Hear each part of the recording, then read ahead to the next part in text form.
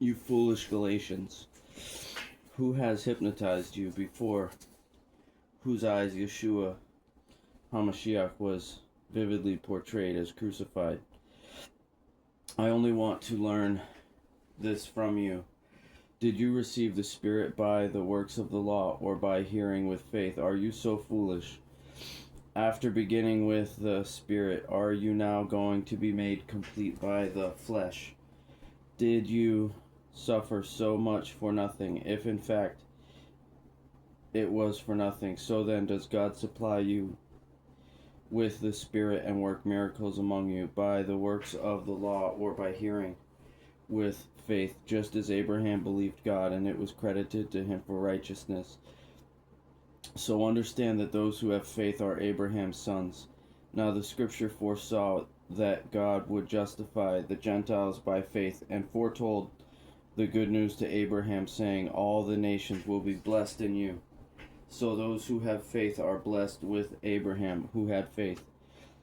For all who rely on the works of the law are under a curse, because it is written, cursed is everyone who does not continue doing everything written in the book of the law. Now it is clear that no one is justified before God by the law, because the righteous will live by faith.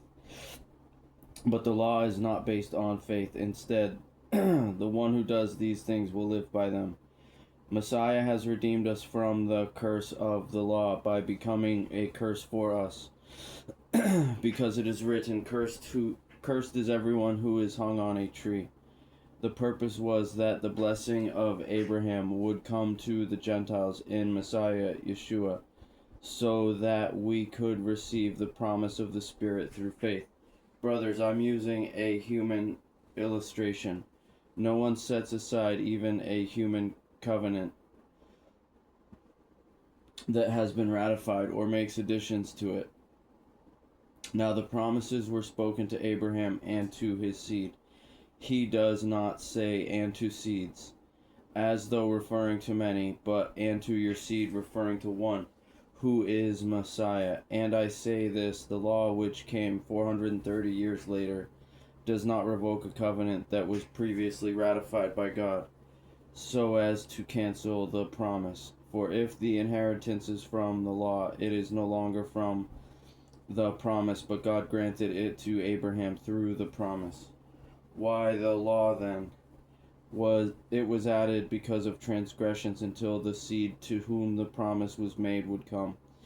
The law was ordered through angels by means of a mediator. Now a mediator is not for just one person, but God is one.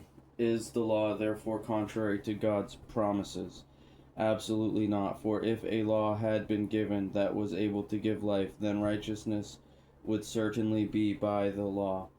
But the scripture has imprisoned everything under sin's power, so that the promise by faith in Yeshua HaMashiach might be given to those who believe. Before this faith came, we were confined under the law, imprisoned until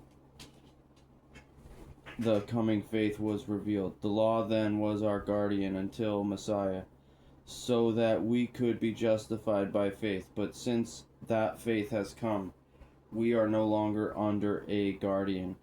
For you are all sons of God through faith in Messiah Yeshua.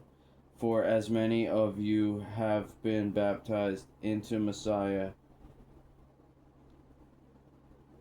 for as many of you as have been baptized into Messiah have put on Messiah. There is no Jew or Greek, slave or free, male or female, for you are all one in Messiah Yeshua. And if you are Messiah's, then you are Abraham's seed, heirs according to the promise.